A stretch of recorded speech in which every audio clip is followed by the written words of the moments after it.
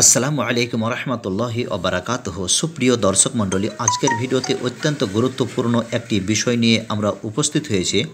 আজকের ভিডিওতে আলোচনা করা হবে সাজদার দোয়া। নামাজে সাজদা একটি অত্যন্ত গুরুত্বপূর্ণ জায়গা। এই জায়গাতে একমাত্র আল্লাহ রব্বুল আলমিনের কাছাকাছি হওয়া যায়।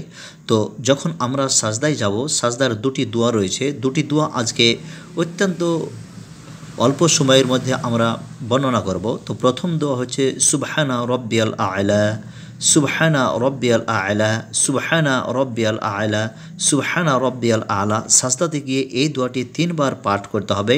এখানে আরবি উচ্চারণ, বাংলা উচ্চারণ এবং অর্থ সহ দেওয়া রয়েছে। দ্বিতীয় দোয়া রয়েছে সুবহানাকা আল্লাহুম্মা রব্বানা ওয়া বিহামদিকা আল্লাহুম্মা গফিরলি, সুবহানাকা আল্লাহুম্মা রব্বানা ওয়া বিহামদিকা আল্লাহুম্মা গফিরলি, সুবহানাকা আল্লাহুম্মা রব্বানা ওয়া বিহামদিকা আল্লাহুম্মা গফিরলি।